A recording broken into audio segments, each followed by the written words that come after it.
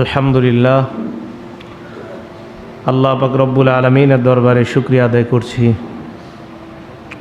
আল্লাহ আমাদেরকে জুমার নামাজ আদায় করার জন্য মসজিদে উপস্থিত হওয়ার তৌফিক দান করেছেন। সকলে বলি আলহামদুলিল্লাহ। নবীজি সাল্লাল্লাহু আলাইহি সাল্লামের দাওয়াতি জীবন নিয়ে আলোচনা চলতেছে। নবীজির দাওয়াতি জীবনকে বাধাগ্রস্ত করার জন্য 7টি পন্থা অবলম্বন করা হয়, এর মধ্যে 6টি আমরা আলোচনা করেছি।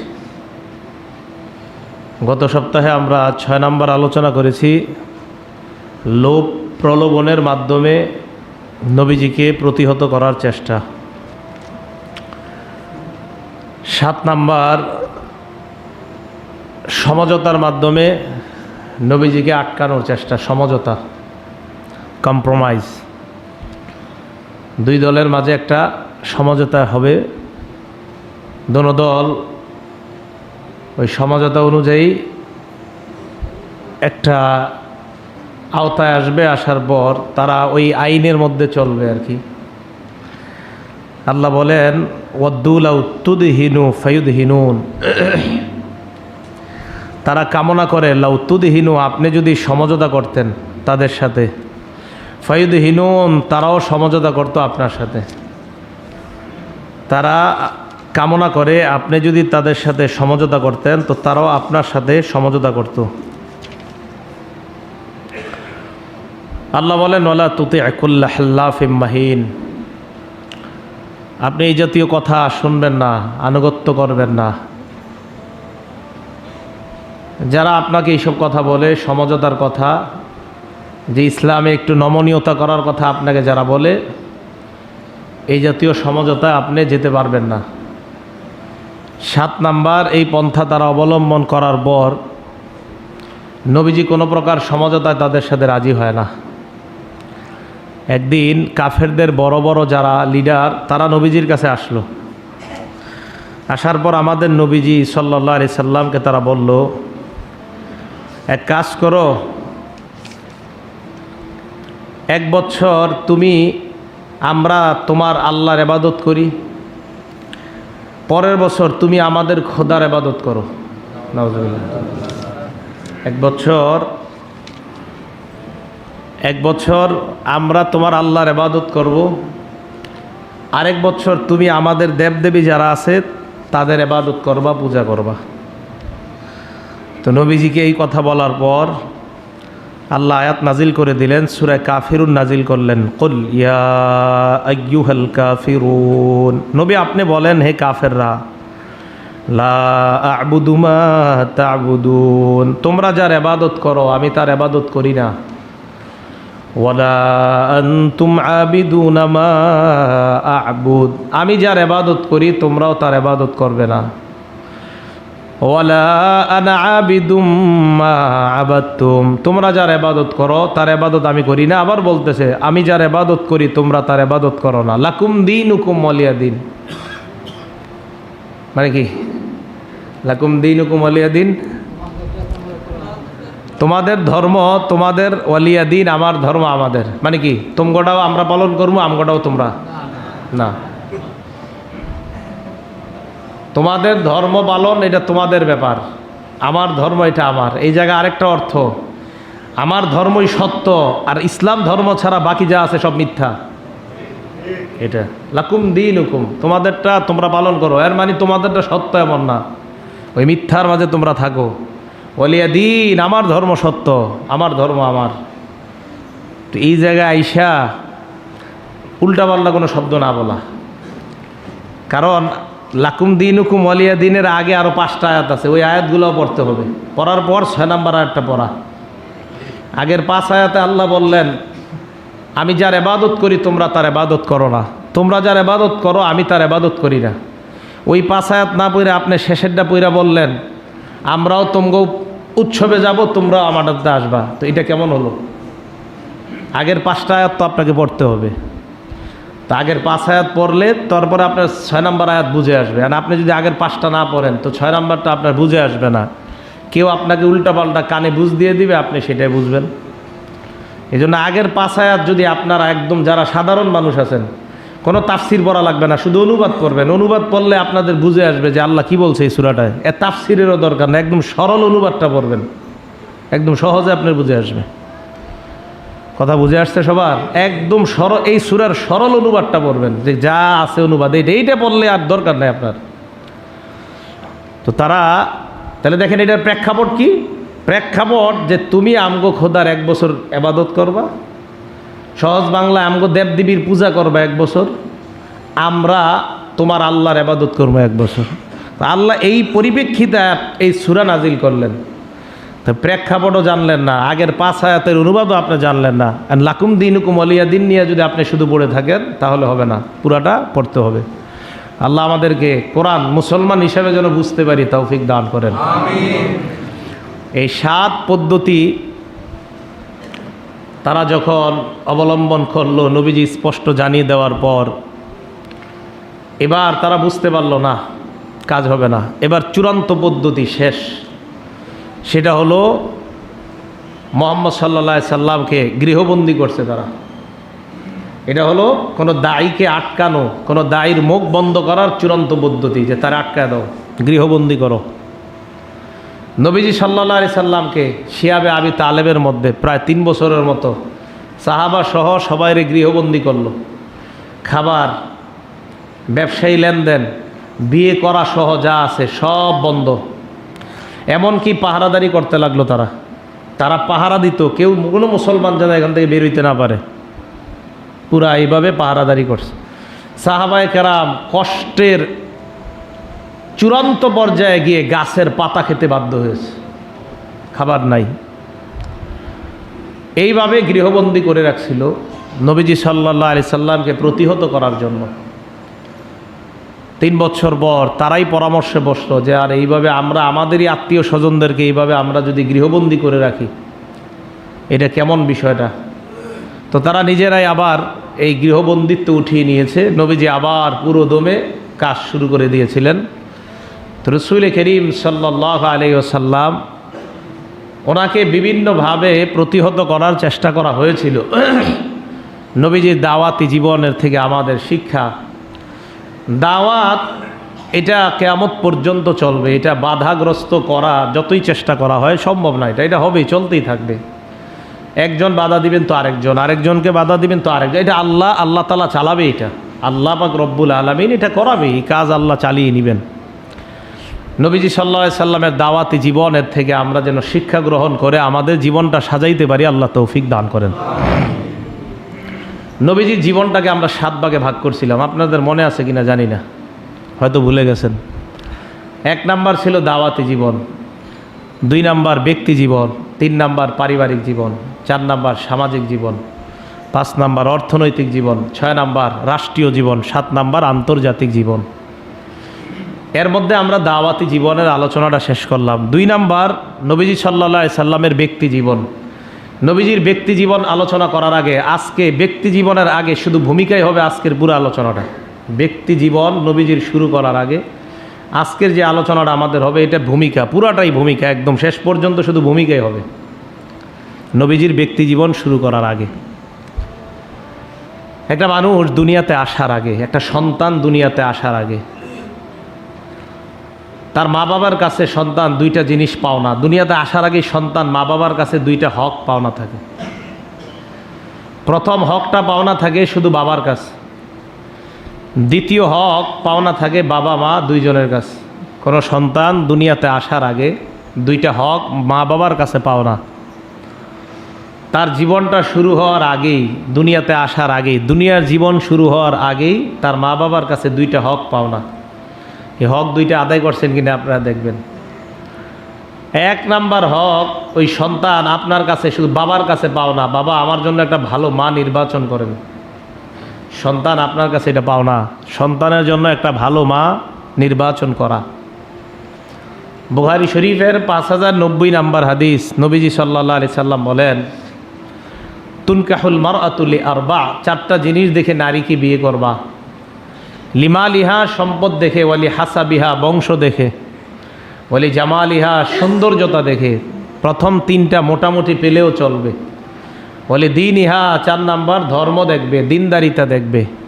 ফাসফার বিজাতি দিন, দিনদারিতাকেই প্রাধান্য দিবে। প্রথম 3টা মোটামুটি হলেও চতুর্থ দিনদারিতা প্রাধান্য দিয়ে বিয়ে করলে এই বিয়েতে, এই দাম্পত্য জীবনে আল্লাহ ভরপুর বরকত দান করবেন।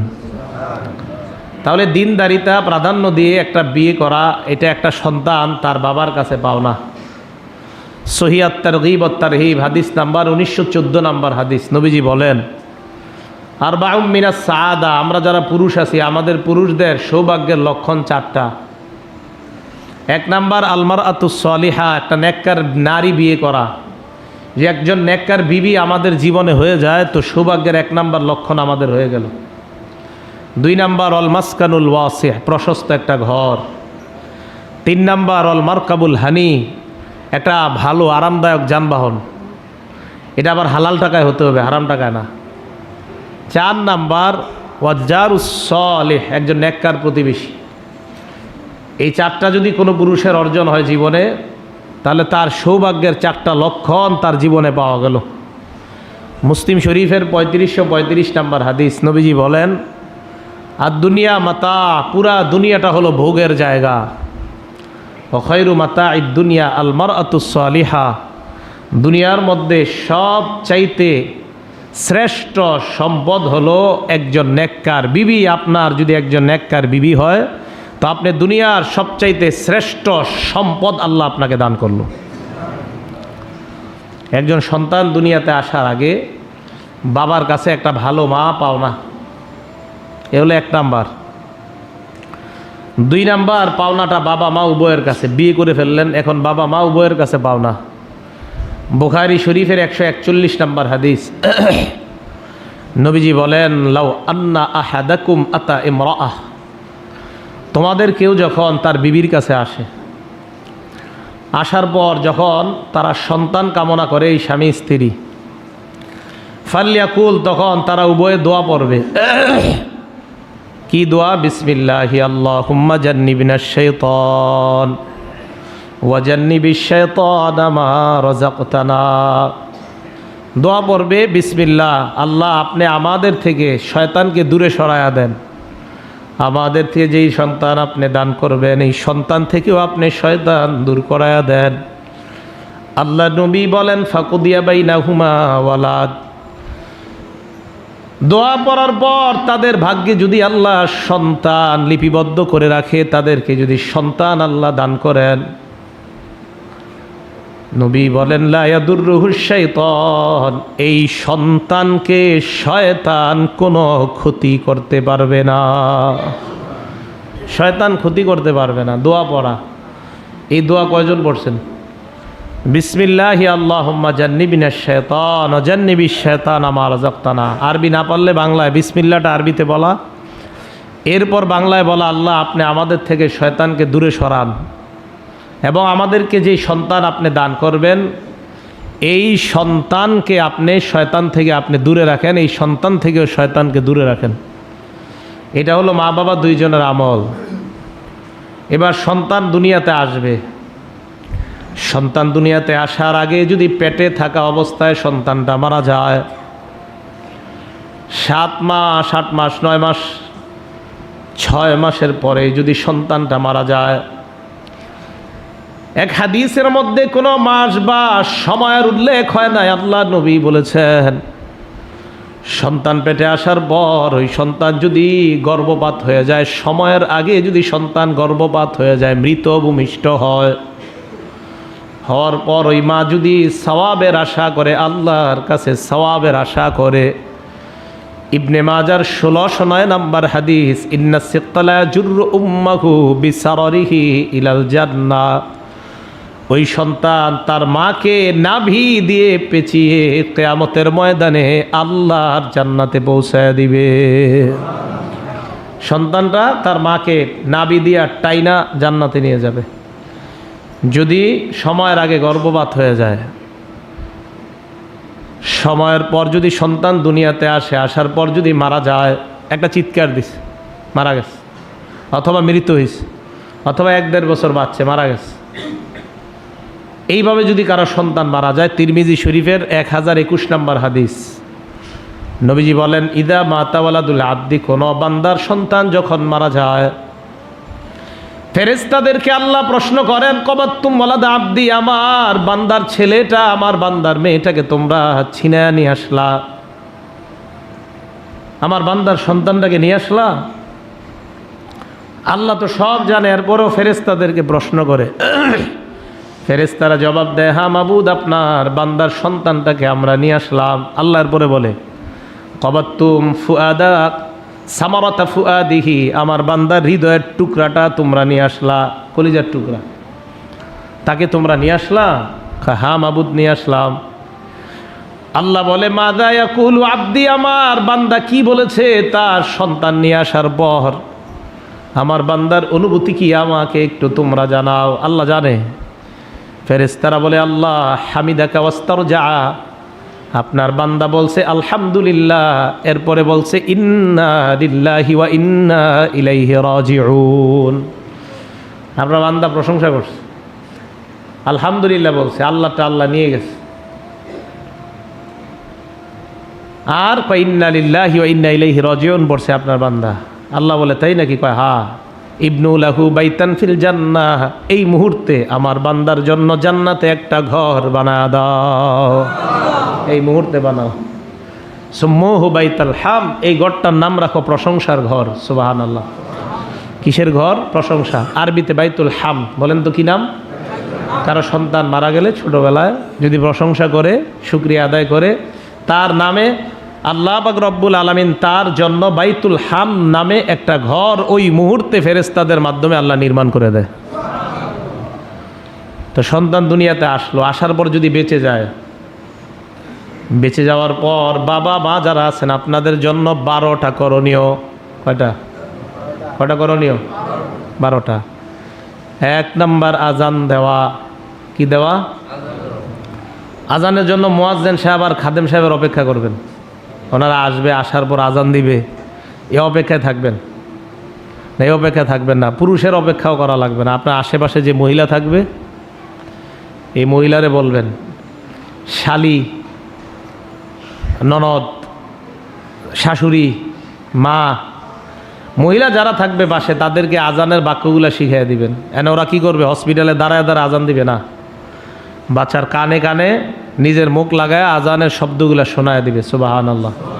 এটাই হয়ে যাবে। কানে কানে মুখটা রাইখা আজানের শব্দ শোনায় দিলেই হবে, শুধু আজানের শব্দগুলো শোনায় দিবে, তাহলে হবে, আর ঝামেলা নাই। আবু দাউদ শরীফের 5105 নম্বর হাদিস। সাহাবা বলেন, রাআইতু রাসূলুল্লাহি সাল্লাল্লাহু আলাইহি ওয়াসাল্লাম আযানা ফি উযুনিল হাসান ইবনে আলী ইবনে আবি তালিব রাদিয়াল্লাহু তাআলা আনহুমা হিনা ওয়ালাদাতহু ফাতিমা বিসসালাহ। নবীজির নাতি হাসান, হযরতে আলী এবং ফাতেমা রাদিয়াল্লাহু তাআলা আনহুমার সন্তান যখন দুনিয়াতে আসলো, সাহাবা বলেন, আমি তাকায় দেখলাম মুয়াজ্জিন সাহেব নামাজের আজান যেমন আজানটা দেয়, অবিকল ওই আজান নবী হযরতে হাসানের কানের মধ্যে শোনায়া দেয়। নবীজি হাসানের কানে মুখ রাইখা অবিকল ওই আজান শোনায়া দিস। 1 নাম্বার করণীয় আজান দেওয়া। মেয়ে হলেও আজান দেওয়া, ছেলে হলেও আজান দেওয়া। মেয়ে হলেও কিন্তু আজান দিতে হবে। মেয়ে হলে আপনারা চেহারা কালো না করে আজান দিতে হবে। চেহারা কালো না করে কি দিতে হবে?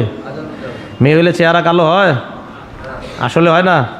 হয়, হয়। কোরআনে আল্লাহ বলছে কালো হয়। কিছু মানুষের চেহারা কালো হয়। দেখেন কি বলে, সূরা নাহালের 58 নম্বর আয়াত, গালেবান 58 নম্বরই আল্লাহ বলেন, ওয়াইযা বুশিরা আহাদুহুম বিল উনসা, কিছু মানুষ আছে এদেরকে যখন কন্যা সন্তানের সুসংবাদ দেওয়া হয়, এই তোমার মেয়ে হয়েছে, হসপিটাল থেকে ফোন দিছে, যাল্লা ওয়াজহুহু মুসওয়াদ্দা, তার চেহারাটা কালো হয়ে যায়। আপনারা না বললে কি হবে? আল্লাহ তো বলছে, এই যে চেহারা কালো হয়ে যায়। ওয়াহুয়া কাজিম, কপাল কুচকায়, মেজাজটা খুব খারাপ, কাজিম খুব রাগান্বিত। থুর। সূরা নাহাল আয়াত নাম্বার 58। এই যে কিছু মানুষের কন্যা সন্তান হইলে চেহারা কালো হয়, কপাল কুচকায়, এটা করা যাবে না। কন্যা সন্তান হইলে চেহারা কালো করে, আল্লাহ বেশি খুশি হইলে ওই ঘরে আল্লাহ কন্যা সন্তান দান করে। আর চেহারা কালো করবেন কেন? তাহলে মেয়ে হইলে চেহারা কালো না করে আজান দেওয়া। কি করা? আজান দেওয়া। আল্লাহ আমাদের সকলকে ছেলে এবং মেয়ে দুনিয়াতে আসলে ছেলের আসার যেই পরিমাণ খুশি হন, মেয়ে আসলে ডাবল খুশি প্রকাশ করবেন। ছেলে আসলে যদি 1 কেজি মিষ্টি খাওয়ান, মেয়ে আসলে 2 কেজি খাওয়াবেন। আপনি বুঝাইয়া দিবেন যে মেয়ে আসায় আমি অখুশি না, আমি খুশি, আমার নবীর 4টা মেয়ে ছিল, আমারও আল্লাহ মেয়ে দিছে, বাস এইভাবে আপনি আনন্দ প্রকাশ করবেন। আল্লাহ আমাদেরকে মেয়ে সন্তান আসলে যেন আমাদের চেহারা কালো না হয়, আগের থেকে প্রস্তুতি নেবেন যে আমার চেহারা যেন কালো না হয়। সকলকে আল্লাহ ইসলাম ভালোভাবে বুঝার তৌফিক দান করেন। তো 1 নাম্বার, সন্তান আসলে কানে আজান দেওয়া, ডান কানে আজান, বাম কানে ইকামতের শব্দ শোনায়া দিবেন। 2 নাম্বার, তাহনিক করা। কি করা? তাহনিক। তাহনিক কাকে বলে? তাহনিক বলেন তো আমার সাথে, তাহনিক। তাহনিক বলা হয় কোনো আল্লাহওয়ালার মুখে খেজুর দিবেন, খেজুর দেওয়ার পর উনি খেজুরটা চাবাবে, চাবানোর পর খেজুরটা প্রথমে মুখে দিবে না, চাবানোর পর ওনার যে মুখের লালা, এই লালাটা বাচ্চার মুখে দিবে প্রথম, দেওয়ার পর খেজুরের সামান্য একটু অংশ, বাচ্চা মাত্র আসছে দুনিয়াতে, খেজুর তো খেতে পারবে না, সামান্য একটু অংশ বাচ্চার মুখের ভিতরে তালুতে লাগায় দিবে। এখানে মনে থাকবে তো? আল্লাহওয়ালা খুঁজা কুই পাবেন জন্মের দিন, আগে থেকে একজন রেডি করে রাখবেন, কোনো আলেম। আমার আবার ফোন দিয়া জ্বালায়েন না, হুজুর আপনি আহেন, এই কাজ করেন না, আশেপাশে যে হুজুর থাকবে ওনারে নিয়ে এসেন। তো আর আমি তো আল্লাহওয়ালা আলেম না, ওরকম ভালো বুজুর্গ এখন হয়নি। বুজুর্গ হইলে তখন আমি কম, আমার এখন নিতে পারেন। যারা বুজুর্গ আছে আশেপাশে ওলামা একরাম, ওনাদেরকে রেডি রাখবেন। বুজুর্গ আলেমের মুখে খেজুর, দলিল দিচ্ছি আমি, খেজুর দেওয়ার পর ওইটার লালাটা প্রথমে আপনার সন্তানের মুখে যাবে। বুখারী শরীফের 3909 নম্বর হাদিস, এটা হাদিসে আছে। আসমা রাদিয়াল্লাহু তাআলা আনহা, আবু বকর সিদ্দিক রাদিয়াল্লাহু তাআলা আনহুর কন্যা। এই আসমা রাদিয়াল্লাহু তাআলা আনহার স্বামীর নাম জুবায়ের, ছেলের নাম আব্দুল্লাহ ইবনে জুবায়ের। হাজ্জাজ বিন ইউসুফ যাকে হত্যা করছে, এই আব্দুল্লাহ ইবনে জুবায়ের আসমা রাদিয়াল্লাহু তাআলা আনহার পেটে যখন আসছে, মক্কা থেকে মুসলমান মদিনায় হিজরত করার পর দীর্ঘদিন মুসলমানের কারো কোনো সন্তান হয় না। কাফেররা, ইহুদি খ্রিস্টানরা বলা বলি করতে লাগলো মুসলমান একটা খারাপ জাতি, তাদের সন্তান হয় না। নাউজুবিল্লাহ। ওইগুলো কেমন জাতি? উল্টা মুসলমানের খালি জ্বর হইতেছে। বেলাল রাদিয়াল্লাহু তাআলা আনহুর জ্বর, আরও অনেক সাহাবাদের জ্বর। ইহুদি খ্রিস্টানরা বলা বলি করতে লাগলো মুসলমান কেমন জাতি, মদিনায় আইসা আমাদের পরিবেশ দূষিত করতেছে। একদিক দিয়ে তাদের সন্তান হয় না, আর একদিক দিয়ে তাদের রোগ আর রোগ হয়। এই কথা বলার পর হযরতে আসমা রাদিয়াল্লাহু তাআলা আনহা বলেন, এই ঘটনাটা রাখেন একদিকে, মানে সন্তান কারো হয় না। আসমা বলেন, আমার পেটে যখন সন্তান, আমি মক্কা থেকে মদিনায় হিজরত করতে রওনা করলাম। ওয়ানা মুতিম্মুন, এমন অবস্থা আমার সন্তানটা যে কোনো মুহূর্তে হয়ে যাওয়ার সম্ভাবনা, ওই অবস্থায় আমি মক্কা থেকে মদিনার দিকে রওনা করলাম। আল্লাহর কি কুদরত! সবাই মনে করতেছে সন্তান হয়ে যাবে, কিন্তু হযরতে আসমার সন্তান হয় না। সুবহানাল্লাহ। আল্লাহ কয়, তোরে মদিনায় নিয়ে নেই, মদিনায় নেওয়ার পর তোমার সন্তান হবে। আল্লাহর ইচ্ছা এর মদিনায় নিব। কাফেররা বলা বলি করতেছে মুসলমানের সন্তান হয় না, ব্যাস এটাই যেন মদিনায় গেলে হয়। আসমা বলেন, আমি চলতে লাগলাম আর অপেক্ষা করতেছি, আমার সন্তান মনে হয় যেই কোনো জায়গায় হয়ে যাবে। হযরতে আসমা বলেন, আশ্চর্যজনকভাবে যাইতে যাইতে আর অপেক্ষা করতে করতে এক পর্যায়ে মদিনায় পৌঁছে গেলাম। মদিনা চলে গেছে। নাজালতু বি কুবা, কুবা নামক স্থানে নামলাম। কুবায় নামার পর এক জায়গায় অবস্থান করলাম। আল্লাহর কি কুদরত, মদিনার কুবা নামক জায়গায় আমার সন্তান আল্লাহ দুনিয়াতে নিয়ে আসছে।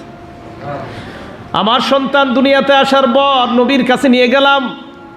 ওয়াদাতুহু ফি হাজরিহি, আল্লাহ নবীর কোলের মধ্যে দিলাম। দেওয়ার পর দাআ বিতামার, আল্লাহ নবী খেজুর আনাইলেন।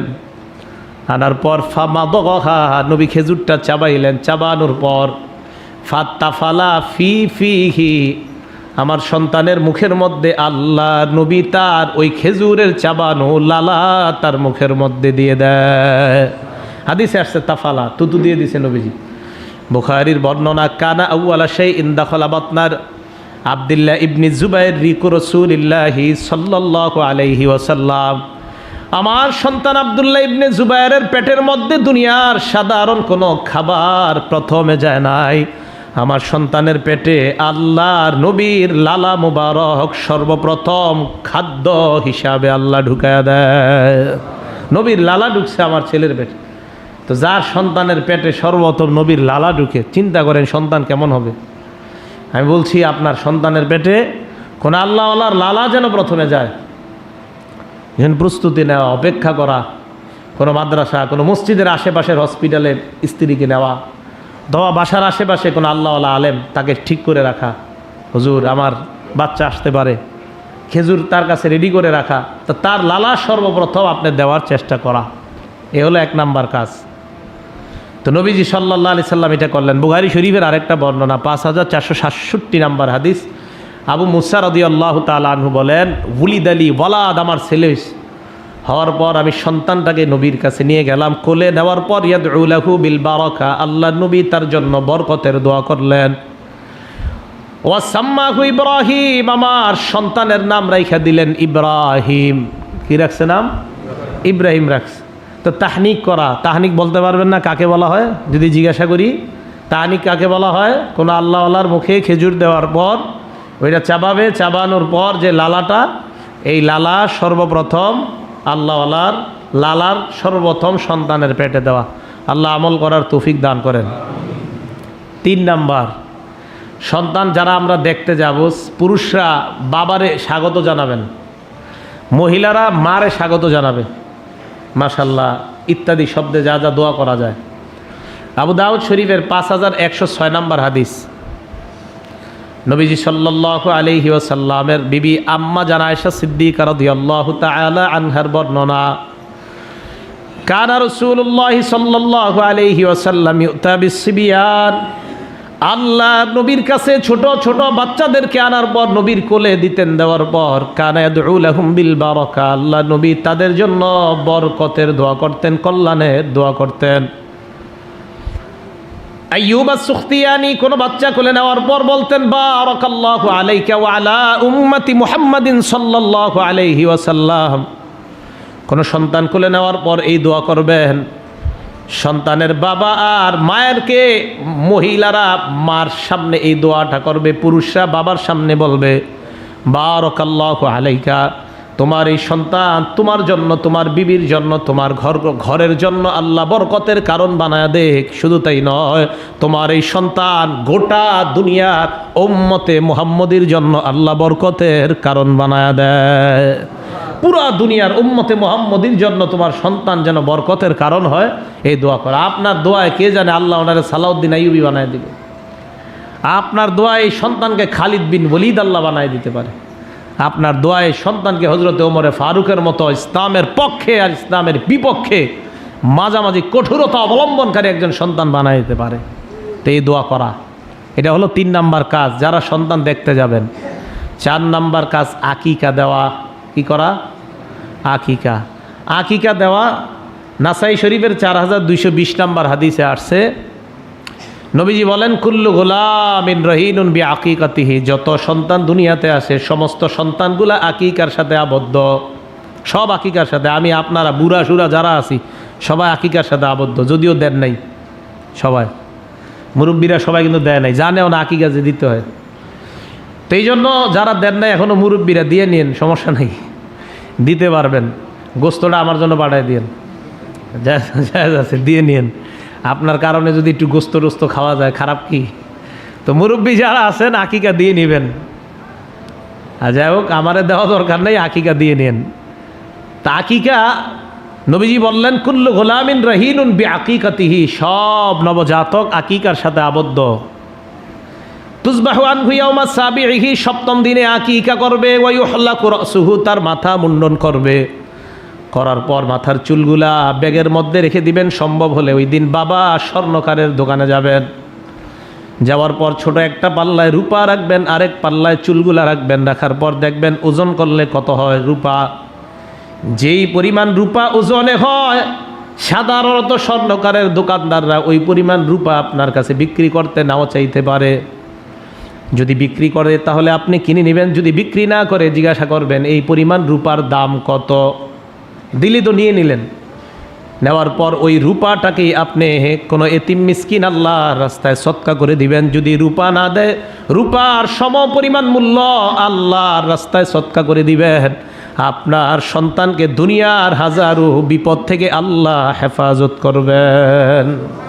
এই আমলটা করা, এটা 4 নাম্বার আকিকা করা। আকিকা যদি সপ্তম দিনে করতে না পারেন তাহলে কি করবেন? সপ্তম দিনে করতে না পারলে জামে সগীর হাদিসের কিতাবের নাম, হাদিস নাম্বার 5681 নাম্বার হাদিস, ক্বালা রাসূলুল্লাহ সাল্লাল্লাহু আলাইহি ওয়াসাল্লাম আল আকিকাতুল সাবাতিন, আকিকা সপ্তম দিনে করবা। যদি না পারো আউলি আরবা আশার, 14তম দিনে করবা। যদি না পারো আউলি 21 21তম দিনে করবা। না পারলে 21তম দিনে। 21তম দিনে যদিও না পারেন, 6 মাস 1 বছর 2 বছর হয়ে যাওয়ার পরেও আকিকা করে দিবেন। যদিও সুন্নতের সীমারেখা শেষ হয়ে গেছে, সুন্নত ছিল এটাই, তা আপনি করে দিবেন আকিকা। এখন আকিকা কি পশু দিবেন? তিরমিজি শরীফের 15, 13, 14, 15, 16 নাম্বার 4টা হাদিস ধারাবাহিকভাবে। তো তিরমিজি শরীফের 1513 নাম্বার হাদিসে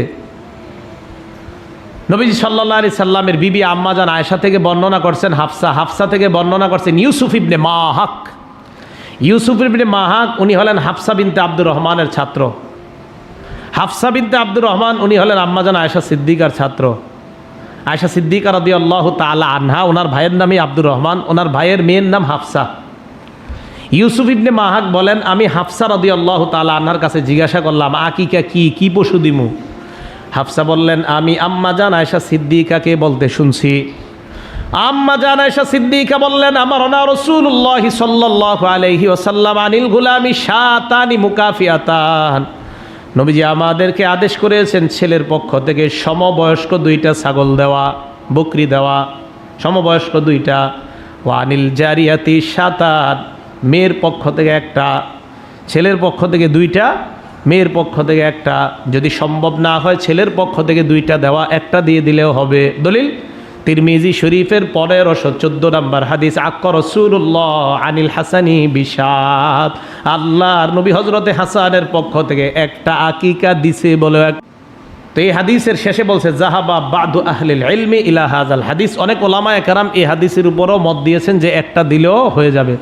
তো এই হাদিসটা আমরা এই যুগে এইভাবে বলতে পারি, যাদের সামর্থ্য কম, 2টা দেওয়ার সামর্থ্য নাই, 1টা দিয়ে দিবে, ছেলের পক্ষ থেকে আকিকা আদায় হয়ে যাবে। তিরমিজি শরীফের 1515 নাম্বার হাদিসে নবীজি বলেন, মাল গুলামি শাত বা আকিকা, তোমাদের সবার পক্ষ থেকে আকিকা। এরপর আল্লাহর নবী বলেন, ফাহরিকু আনহু দামা, তার পক্ষ থেকে রক্ত প্রবাহিত করো। আমি তু আনহুল আজা, তার মাথার চুলগুলা মুন্ডন করে দাও, নাভিটা কেটে তার শরীরটা পরিষ্কার করে দাও।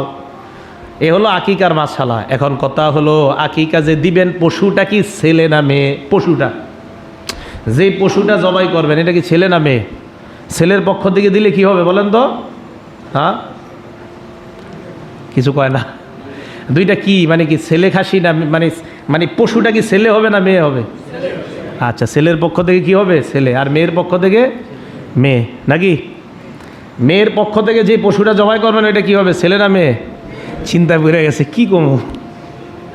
হ্যাঁ, এই জানাটা সবার ভুল আছে। কি আছে ভুল? আমি ভাবছি শুধু গ্রামের মানুষরাই এটা জানে, এই শহরের মানুষও কয় না ছেলের পক্ষ থেকে ছেলে পশু। যখন আমি আপনাদেরকে কিছু জিজ্ঞাসা করবো বুঝবেন জানে ঝামেলা আছে। তিরমিজি শরীফের 1516 নাম্বার হাদিস, নবী কি বলে দেখেন, ছেলের পক্ষ থেকে 2টা পশু জবাই করো, মেয়ের পক্ষ থেকে 1টা। লা ইয়াদুররুকুম যুকরানান কুন্না আম ইনাসা, যে পশুটা জবাই করবা এই পশুটা নারী হোক পুরুষ হোক নর হোক মাদি হোক কোনো সমস্যা নাই, যেটা করবা হয়ে যাবে। সুবহানাল্লাহ। হ্যাঁ, ছেলের পক্ষ থেকে ছেলে এটা ভুল, মেয়ের পক্ষ থেকে মেয়ে ভুল। তাহলে ছেলের পক্ষ থেকেও যদি দেন, যে 2টা পশু জবাই করবেন সেই 2টা পশু আপনার ছাগল হোক ছাগি হোক কোনো সমস্যা নাই, আদায় হয়ে যাবে। মেয়ের পক্ষ থেকে যদি দেন সেই পশুটা বকরি হোক বকরা হোক ছাগল হোক ছাগি হোক 1টা দিয়ে দিবেন, আদায় হয়ে যাবে। তাহলে ছেলের পক্ষ থেকে ছেলে, মেয়ের পক্ষ থেকে মেয়ে, এই জাতীয় কথা আর আমরা বলবো না। আকিকার গোস্ত, আকিকার গোস্ত যার আকিকা সে সহ সবাই খেতে পারবে, যার জন্য আকিকা দিছেন সে সহ সবাই খেতে পারবে। আকিকার গোস্ত না সবাই একটা টেনশনে থাকে, ছি এটা কেমন খাদ্য। আর মরা ব্যক্তির খাদ্য খাইতে সবার খুব আগ্রহ। যেটা খাওয়া যাবে না এটা মিছিল ধরে খাইতে যায়, আর যেটা খাওয়া যাবে এটা খাইতে চায় না। নির্লজ্জ মুসলমান। যেটা খাওয়া হারাম, মরা ব্যক্তির খানা, এটা খাইতে যায় সিরিয়াল মিছিল দইরা। বরং না কবরস্থ করার সময় কয় ঘোষণাটা দেন, 3 দিন পরে কোন জায়গায় খাওয়ার অনুষ্ঠানটা হবে দিয়ে দেন, এখনই ঘোষণাটা দেন। লজ্জা শরম থাকার কথা। আর হালাল খাদ্য আকিকা, খালি মাসালা জিজ্ঞাসা, হুজুর আকিকার পশুর গোস্ত খাওয়া যাবে? এটা জিজ্ঞাসা কখনো মরা ব্যক্তির খাদ্য খাওয়া যাবে? যেটা হারাম এটা জিজ্ঞাসা করে না, যেটা হালাল এটা খালি জিজ্ঞাসা করে। আকিকার গোস্ত এটা হালাল, সবার জন্য হালাল, ধনী গরিব সবাই খেতে পারবে। মরা ব্যক্তির খাদ্য এটা ধনীরা খেতে পারবে না। এইটা খায় মিছিল ধরে গিয়ে, একদম সব ধনীরা সবার আগে গিয়ে খায়। লজ্জা শরমের কথা। কিভাবে লজ্জা দিলে এরপরে আর এগুলো থেকে বাঁচবেন আল্লাহ জানে। যেটা হালাল এটা খায় না, যেটা হারাম খুব মজা করে খায়। আল্লাহ বুঝার তৌফিক দান করে। আল্লাহ আমাদের আকলের মধ্যে আরও একটু বেশি কিছু বাদাম খাওয়ানোর তৌফিক দান করে।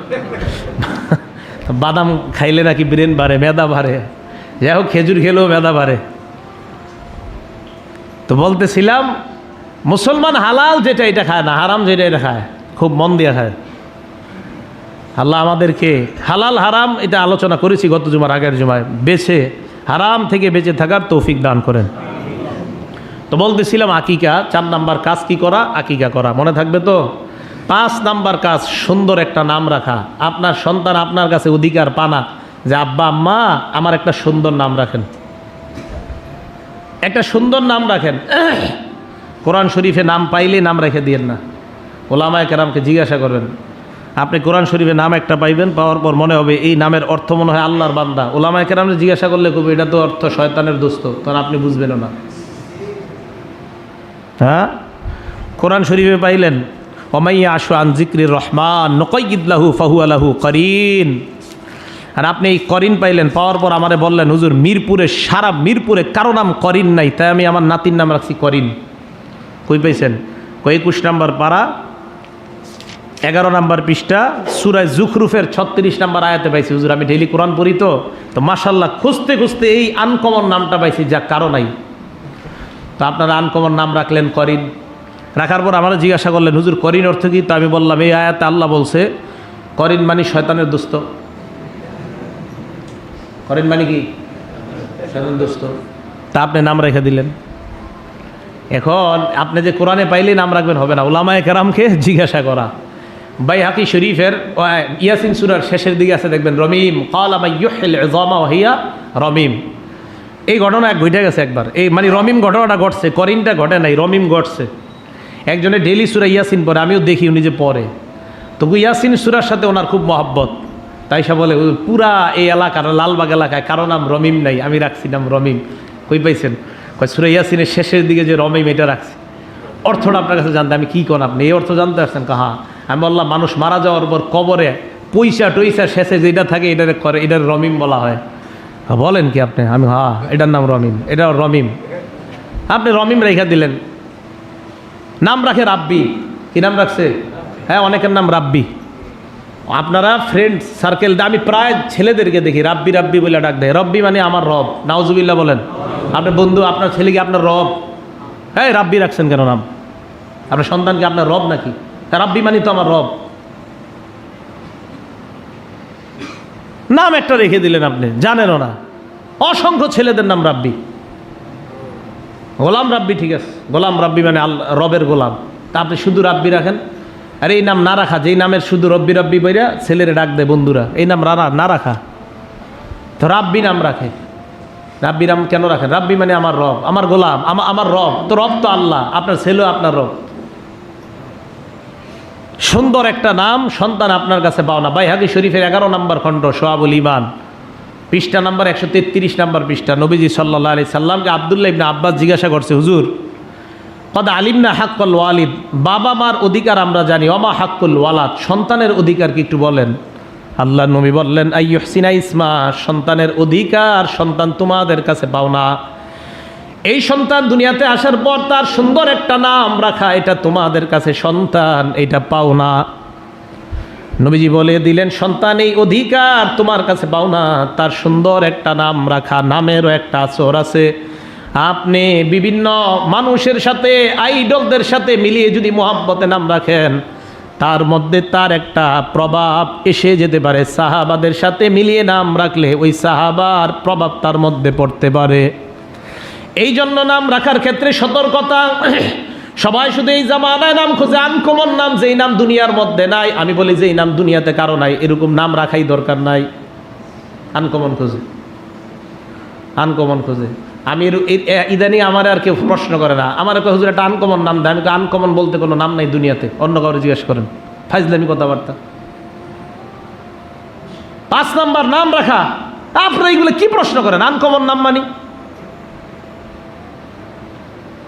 খাদিজা নাম রাখতে কি সমস্যা, আয়েশা নাম রাখতে কি সমস্যা? না, এইগুলা কমন, আর অন্য কিছু রাখেন তো রাইখা দেন একটা খবিশ মার্কা নাম। আনকমন নাম খুঁজে।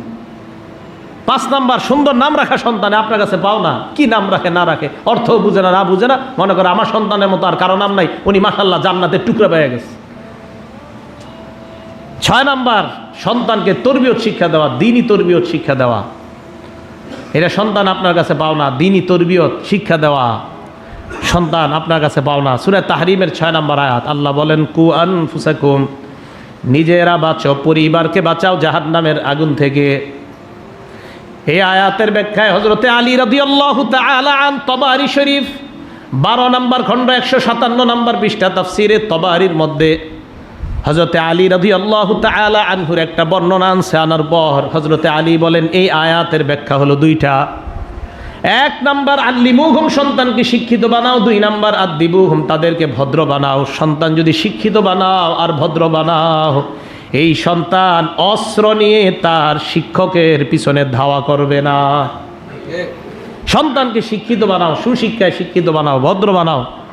অন্যথায় এই সন্তান স্যাররে দৌড়াবে, অস্ত্র নিয়ে, লাঠি নিয়ে টিচারকে দৌড়াবে। কি হইতেছে আমাদের দেশে এগুলা? টিচারকে লাঠি নিয়ে দৌড়ায়, অস্ত্র নিয়ে দৌড়ায়। লজ্জা কোথায় রাখবেন? তরবিয়ত শিক্ষা দেওয়া। আলী রাদিয়াল্লাহু তাআলা আনহু বললেন সুশিক্ষায় শিক্ষিত করা। আর দিবুহুম, তাদেরকে ভদ্র বানাও। এই ভদ্র আর সুশিক্ষায় শিক্ষিত করার উপায়, জন্মের পর ছোট থেকে এটারে মোবাইল থেকে আর টেলিভিশন থেকে দূরে রাখবেন, ইলেকট্রনিক্স মিডিয়া থেকে দূরে রাখবেন, তাহলে সুশিক্ষায় শিক্ষিত হবে এবং ভদ্র হবে। সকাল 7টা 8টা বাজে প্রত্যেকটা ঘর থেকে কার্টুনের আওয়াজ আসে। কেন আসে? বাচ্চারা নাকি কার্টুন না দেখাইলে খানা খায় না। দরকার নেই এই বাচ্চারা খানা খাওয়ানোর, খানা না খায় না। আর এই যে এই জায়গার মুরব্বীরা, ওনারা কি খেয়ে বড় হয়েছে, তো মেজাজ খারাপ হয়ে যায়। ওই জামানায় কোন মোবাইল ছিল? বাচ্চা নাকি খানা খায় না। টার্গেট হলো 10 মিনিটে ছেলেরা খানা খাওয়াবে, বাকি 50 মিনিট স্টার জলসা দেখবে। এলো টার্গেট। বাচ্চা খানা খায় না। আগের জামানায় মারা তাদের সন্তানকে 1 লোকমা খাবার দেয়, দেওয়ার পর কাপড় ধোয় আবার আরেক লোকমা খাবার দেয়, উঠানের দান দেখে। আবার আরেক লোকমা খাবার দেয়, স্বামীর খেদমত করে আরেক লোকমা খাবার দেয়, রান্না দেখতে যায়। ওই সন্তানগুলাই মানুষের মতো মানুষ। এরাই বর্তমান দুনিয়ার মধ্যে দেখবেন ভালো মানুষে রূপান্তরিত। আর যাদেরকে বলা হয় এরা মোবাইল ছাড়া খানা খায় না, এইগুলাই শাহবাগের মধ্যে গিয়ে লাফালাফি করে, মোবাইল ছাড়া খানা খায় না। সন্তানকে সুশিক্ষায় শিক্ষিত করেন, ভদ্র বানান, একদম ছোটবেলা থেকে। এটারে আপনি জাহান্নামের কীট বানায়েন না। আল্লাহ আমাদেরকে কথাগুলা বুঝার তৌফিক দান করেন। শ্রেষ্ঠ তরবিয়তের নাম নামাজ শিক্ষা দেওয়া। আবু দাউদ শরীফের 495 নম্বর হাদিস, ক্বালা রাসূলুল্লাহ সাল্লাল্লাহু আলাইহি ওয়াসাল্লাম মুরু আওলাদাকুম বিসসালাত, তোমরা তোমাদের সন্তানদেরকে নামাজের আদেশ করো। ওহুম আবনাউ 7 সিনিন, যখন তার বয়স 7 বছর হয়। কয় বছর? 7 বছর হয়। ওয়াদরিবুহুম আলাইহা ওহুম আবনাউ 10 সিনিন, বয়স যখন 10 বছর হয় তখন তাকে 2-একটা আঘাত করতে হলেও আঘাত করো, এরপরেও যেন তাকে নামাজি বানানো যায়। 10 বছরের সময় মসজিদে জোর করে বাবা নিয়ে যাও। মা মেয়েদেরকে ঘরের মধ্যে নামাজের তরবিয়তটা 7 বছর বয়স থেকে শিক্ষা দেওয়া শুরু করে দেন। 10 বছরের সময় ওই সন্তানটাকে আপনি ঘরের মধ্যে নামাজ পড়ানোর চেষ্টা করেন। না পড়তে চাইলে আঘাত করা, 2-একটা আঘাত করতে হলেও আঘাত করা, প্রহার করা। ফাফাররিকু বাইনাহুম ফিল মাদাজি'i, বিছানা আলাদা করে দিবেন 10 বছর থেকে, বিছানা আলাদা। ঘরের মধ্যে সম্ভব হলে 2টা খাট আলাদা, সম্ভব না হলে 1 খাটের মধ্যে 2 ছেলে 2 মেয়েকে যদি একসাথে দেন, মাঝখানে কোলবালিশ, আলাদা ল্যাপ, আলাদা কম্বল, আলাদা সব কিছু। এটাই ইসলামের শিক্ষা। নবীজি বলে দিয়েছেন ফাররিকু বাইনাহুম ফিল মাদাজি'i, বিছানা আলাদা করে দাও। শীতকাল 1 ল্যাপ দিবেন না, 1 কম্বল দিবেন না, আলাদা আলাদা কম্বল, কম্বল আলাদা, ল্যাপ আলাদা, বালিশ আলাদা। নবী সাল্লাল্লাহু আলাইহি সাল্লাম বলে দিয়েছেন। এইভাবে সন্তানকে গড়ে ওঠাও। তো এটা হলো 6 নাম্বার, তরবিয়ত শিক্ষা দেওয়া। 7 নাম্বার, কোরআন শিক্ষা দেওয়া। কি শিক্ষা দেওয়া? জোরে বলেন সবাই, কি শিক্ষা দেওয়া? কোরআন শিখানো। বুখারী শরীফের 5027 নাম্বার হাদিস, ক্বালা রাসূলুল্লাহ সাল্লাল্লাহু আলাইহি ওয়াসাল্লাম খায়রুকুম মান তাআল্লামাল কুরআনা ওয়া আল্লামাহ, তোমাদের মধ্যে সর্বোত্তম ওই ব্যক্তি যে কোরআন শিখে অন্যকে শিখায়। তিরমিজি শরীফের 2091 নাম্বার হাদিস, নবী বলেন তাআল্লামুল ফারাইদ ওয়াল কুরআন, তোমরা ফরজ শিখো, কোরআন শিখো। এই জায়গায় আমরা যারা আছি, অজুর ফরজ কয়টা? 4টা, গোসলের ফরজ 3টা, অজু ভাঙ্গার কারণ 7টা, নামাজ ভাঙের কারণ 19টা, কয়জনে পারি? তো যদি না পারি, আমার যে নামাজ ভাঙতেছে আপনি কিভাবে বুঝবেন? মক্তবের একটা বাচ্চা 2 বছরের, মক্তবের 7-8 বছরের বাচ্চা এই জায়গায় দাঁড় করায় দিবেন মাইকের সামনে, 2 রাকাত নামাজের 60টা মাসালা আপনাদেরকে শোনায় দিবে। আপনারা যারা বয়স হয়ে গেছে, আপনার কি লজ্জা হবে না? আপনি যে 6টা মাসালাও পারেন না, সে 60টা বলবে, 60টা আপনি 6টাও পারেন না, সে বলবে 60টা মাসালা 2 রাকাত নামাজের। মুসলমান আমাদের জন্য ফরজ, তা আপনারা এই ফরজ শিখতে হবে। ছোট ছোট নামাজ শিক্ষা কিনে শিখতে হবে, ঘরে শিখাইতে হবে, বিবিকে শিখাইতে হবে। এই হলো 7 নাম্বার, কোরআন শিক্ষা দেওয়া। 8 নাম্বার, সন্তান যদি 4-5 জন থাকে, সমতা বন্টন করা। ছোট ছোট সন্তান, তাদের অধিকার রক্ষা করা। ছোট বাচ্চা যারা, তাদের মাঝে অধিকার রক্ষা করা, অধিকারের জন্য কম বেশ না হয়। নবীজি তার বিবিদের সবাইকে অধিকার ঠিক রাখতেন। আম্মা জান আয়েশারে একটু বেশি ভালোবাসতেন। আল্লাহরে বলতেন, আল্লাহ, ভালোবাসা কলবের ব্যাপার, কলবের অধিকার আমার নিয়ন্ত্রণে, এটা আপনার নিয়ন্ত্রণে, কিন্তু আমি বিবিদের মাঝে সমতা বন্টন করি। বাকি কলবে যে একটু কম বেশি হয়, এটা আপনি নিয়ন্ত্রণ করেন আল্লাহ। তো এই জন্য আপনার কোনো সন্তানের প্রতি মহব্বত বেশি থাকতে পারে, কিন্তু এটা নিয়ন্ত্রণ আল্লাহর কাছে। কিন্তু আপনি অধিকার দেওয়ার ক্ষেত্রে কম বেশি দেওয়া, এটা জায়েজ হবে না, এটা আল্লাহর কাছে ধরা খেয়ে যেতে হবে। অধিকারের ক্ষেত্রে আপনি সমান সমান অধিকার বন্টন করা। মুসলিম শরীফের 4077 নাম্বার হাদিস, নোমান ইবনে বশির রাদিয়াল্লাহু তাআলা আনহু, ওনার আব্বা বশির ওনারে সম্পদ দিছিলেন কিছু বাড়ায়া। নবীজির কাছে গেছে, যাওয়ার পর বললেন, ইয়া রাসূলুল্লাহ, আমার এই ছেলেটারে আমি একটু বেশি ভালোবাসি, এই জন্য ওই সম্পদ দিলাম। নবীজি কয়, আমার কাছে কেন আসছো? কয়, ইশহাদ আলা হাজা, হুজুর আপনারা সাক্ষী রাখতে আসছে। নবীজি কয়, তাই? কয়, হ্যাঁ। কয়, নাহালতা কুল্লা বানিকা আর নাহালতা কুল্লা বানিকা মিস্তামা নাহালতা নোমান, নোমানরে যা যা দিছো সবাইরে তা দিছো? কয়, না। নবীজি বলেন, ফাশহাদ আলা হাজা গায়রি, সাক্ষী অন্য কাউরে বানাও, এই অপরাধের সাক্ষী আমি দিতে পারবো না। সবাইরে যদি সমভাবে না দিতে পারো, আরেকজনকে বানাও। আপনার 10টা দোকানের 8টা লিখে দিয়েছেন এক ছেলেরে, বাকি 2-3 জনের মাঝে বন্টন, আল্লাহর কাছে দাঁড়ানোর জন্য রেডি হন। বুখারী শরীফ হাদিস নাম্বার 893, ছাড় নাই, একদম ধরবে আল্লাহ পাক রব্বুল আলামিন, কোনো সন্দেহ নাই। মুসান্নাফে ইবনে আবি শাইবা 8 নাম্বার খণ্ড 357 নাম্বার পৃষ্ঠা, এই জায়গার মধ্যে স্পষ্ট বর্ণনা, বাবা সন্তান একজন আরেকজনের কাছে অবশ্যই ধরা খেতে হবে, তাদেরকে জিজ্ঞাসা করবে। ওই জায়গার মধ্যে আসছে, রাহিমাল্লাহু ওয়ালিদান আনা ওয়ালাদাহু আলা বিররিহি, ওই বাবার প্রতি আল্লাহ দয়া করবে, যেই বাবা তার সন্তানকে আল্লাহর ইবাদতে সহযোগিতা করে, ওই বাবার পুরা জীবনটা আল্লাহ তার রহমতের চাদরে ঢেকে দিবে। আব্দুল্লাহ ইবনে ওমর, হযরতে ওমরের ছেলে, জুহুদ নামক কিতাব 2 নাম্বার খণ্ড 486 নাম্বার পৃষ্ঠা, সেখানে আসছে, ইন্নাল ওয়ালিদা মাসউলুন আনিল ওয়ালাদ ওয়া ইন্নাল ওয়ালাদা মাসউলুন আনিল ওয়ালিদ। বাবাকে আল্লাহর সামনে দাঁড়াতে হবে সন্তানের ব্যাপারে, সন্তানকে দাঁড়াতে হবে বাবার ব্যাপারে। ছাড় নাই, কাউরে ছাড় দিবে না। আপনি বাবা, যে আমি মনে হয় আপনার জন্য আপনার ছেলেকে ধরা হবে, যে বাবা বৃদ্ধ হয়ে যাওয়ার পর তাদের অধিকার তুমি আদায় করেছো কিনা, এটা আপনার সন্তানকে আল্লাহ জিজ্ঞাসা করবে। আর আপনাকে জিজ্ঞাসা করবে, তোমার সন্তানের যে অধিকার তোমার কাছে পাও না, এগুলো আদায় করছো কিনা। আল্লাহ কাউকে ছাড় দিবে না। এই জন্য মনে রাখবেন, আপনার সন্তান বখাটে হয়ে যাওয়ার পিছনে যদি আপনার হাত থাকে, আর ওই বখাটে সন্তান যদি আপনার খেদমত না করে, আল্লাহ আগে আপনাকে ধরবে, ও খেদমত করে নাই, ওর অধিকার তুমি আদায় করেছো কিনা, আগে এই হিসাব তুমি দাও। ওই ছেলে এইভাবে নত হবে, এইভাবে আল্লাহর কাছে বলবে, আল্লাহ আমার আব্বা আম্মারে কোন এইভাবে ঝুঁকার জন্য ওদের শরীরের উপর পাড়া দিয়ে আমি জাহান্নামে যাব। হ্যাঁ, কঠিন অবস্থা। আল্লাহ আমাদের সকলকে, গার্জিয়ান সন্তান উভয়ের অধিকারগুলো যেন আদায় করতে পারি, আল্লাহ তৌফিক দান করেন।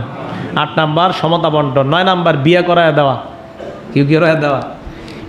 বিয়ে করায় দেওয়া, বালেগ হলে বিয়ে করায় দেওয়া। হ্যাঁ, হাদিসটা শোনেন, এরপর বুঝবেন। বাইহাকি শরীফ 11 নাম্বার খণ্ড 137 নাম্বার পৃষ্ঠা, নবীজি বলেন, যার সন্তান বালেগ হয়, বালেগ হওয়ার পর সেই অভিভাবক যেন সন্তানকে বিয়ে করায়। এবার দেখেন কি কয়, ওয়া ইল্লাম ইউজাউবিজহু, যদি বিয়ে না করায়। ফাসবা ইসমান, ওই সন্তান বালেগ হওয়ার পর যদি বিয়ে না করায় অভিভাবক, সন্তান যদি গুনাহ করে, ফাইসমুহু আলা আবিহি, সন্তানের গুনাহ বাবার উপরও আসবে। সন্তান বালেগ হওয়ার পর যদি বিয়ে না করান, সন্তানের গুনাহ অভিভাবকের উপরেও এসে যায়। যদি বলেন হুজুর সামর্থ্য নাই, 50,000 টাকার আইফোনটা কিনা দেওয়ার সামর্থ্য কীভাবে হয়েছে আপনার? আইফোন তো আর 50 না, আরও বেশি মনে হয়। হ্যাঁ, মোটর সাইকেলটা 2 লাখ টাকা দিয়ে কিনে দেওয়ার সামর্থ্য আছে, আপনার বিয়ে করানোর সামর্থ্য নাই। যদি আপনি বিয়ে করাইয়া দিতেন তাহলে এই সন্তান যদি গরিব হইতো, সূরা নূরের মধ্যে আল্লাহ বলেন ইউগনিহিমুল্লাহ, যদি গরিব হয় আমি আল্লাহর ওয়াদা, বিয়ে করাইয়া দাও, ইউগনিহিমুল্লাহু মিন ফাদলি, আমি আল্লাহ নিজ অনুগ্রহে ওই গরিব সন্তান ধনী বানিয়ে দেওয়ার ওয়াদা করলাম। বিয়ে করলে ধনী হবে, এটা আল্লাহর ওয়াদা। সূরা নূর আয়াত নাম্বার 32। হ্যাঁ, সূরা নূর আয়াত নাম্বার 32, ইয়াকুনু ফুকারা, গরিব যদি হয় আল্লাহ ধনী বানাবে। এখন আসেন, সন্তান যদি আপনার বালেগ হওয়ার পর গুনাহ করে, এই গুনাহ আপনার উপরে আসবে। যেমন বলতে পারেন সামর্থ্য নাই, সেক্ষেত্রে কি করা? সন্তানকে রোজা রাখতে বাধ্য করা, যদি সামর্থ্য না থাকে। আপনার যদি সামর্থ্য না থাকে তো সন্তানকে রোজা রাখতে বাধ্য করা। বুখারী শরীফের 5065 নম্বর হাদিস, নবীজি সাল্লাল্লাহু আলাইহি সাল্লাম বলেন, ইয়া মাশারাশ শাবাব মান ইসতাতা মিনকুমুল বাআ, সামর্থ্য থাকলে বিয়ে করায়া দাও, বিয়ে করে নাও। এই বিয়ে করলে তুমি গুনাহ থেকে বেঁচে থাকতে পারবা। ওয়ামাল্লাম ইয়াস্তাতি, যদি সামর্থ্য না থাকে, ফালাইহি বিসসাওম, তার উপর কর্তব্য সে রোজা রাখবে। অভিভাবক বাধ্য করবেন রোজা রাখার জন্য। তাহলে অপশন দুইটা, বালেগ হওয়ার পর গুনাহ করার কোনো অপশন নাই, হয় বিয়ে করাও না হয় রোজা রাখাও, হয় বিয়ে করাও না হয় রোজা রাখাও। হ্যাঁ, যদি গুনাহ বারবার করে রোজা রাখতে বাধ্য করতে হবে, রোজা রাখাও। আর মোবাইল ছিনিয়ে নিতে হবে রাতের বেলা, কারণ 11টা 12টার পরে আপনার সন্তান রুমের ভিতরে গুনাহ করবে, মোবাইল ছিনিয়ে নিতে হবে। তাও বলতেছিলাম, সন্তানের গুনাহ আপনার উপরে যেন না আসে। কত অভিভাবক দেখেন, এই কথাটা হিসাব করবেন, সত্যি কথা আমার নবী বলছে গুনাহ আপনার উপরে আসবে, নবীজির কথা সত্য। এলো 9 নাম্বার। 10 নাম্বার, ছেলে এবং মেয়ে তাদের মতামতকে প্রাধান্য দেওয়া। ছেলেরা আবার বেশি খুশি হইেন না, কি মতামত? আগে 10 বছর প্রেম করছেন, এই মতামত না।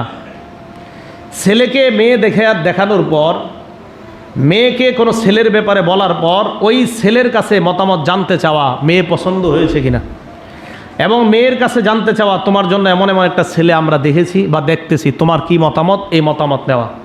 নবীর যুগে এরকম এক ঘটনা ঘটে গেছে। মুসনাদে আহমদ 6 নম্বর খণ্ড 316 নম্বর পৃষ্ঠা, এক মেয়ে আম্মাজান আয়েশা সিদ্দিকার কাছে আসছে। আসার পর কয়, আম্মাজান, আমার আব্বা আমার চাচাতো ভাইয়ের সাথে আমার বিয়ে দিয়ে দিয়েছে, ও আনা কারিহা, আমার এই বিয়েতে মত ছিল না। কি বলো? কয় হ্যাঁ। আম্মাজান বললেন, ইজলিসি হাত্তা ইয়াতিয়া রাসূলুল্লাহ, বসো, নবী আসলে ফায়সালা করবে। আল্লাহ নবী আসলেন, আসার পর বললেন, ইয়া রাসূলুল্লাহ, এই মেয়েটাকে তার বাবা তার চাচাতো ভাইয়ের সাথে বিয়ে দিয়ে দিয়েছে, মেয়েটার এই বিয়েতে মত ছিল না। দেখছেন এই ঘটনা ঘটছে কোন জামানায়? আল্লাহ নবী বললেন, তোমাকে কি বিয়ে দিছে তোমার অপছন্দ হওয়া সত্ত্বেও তোমার মত ছিল না? কয় না হুজুর, আমার এই বিয়েতে মত ছিল না। কয় বাপেরে ডাকো। নবী মেয়েটার বাবাকে ডাকলেন, ডাকার পর জিজ্ঞাসা করলেন, তুমি কেন তাকে এই বিয়ে দিলা? বাবা নিচের দিকে তাকায় আছে।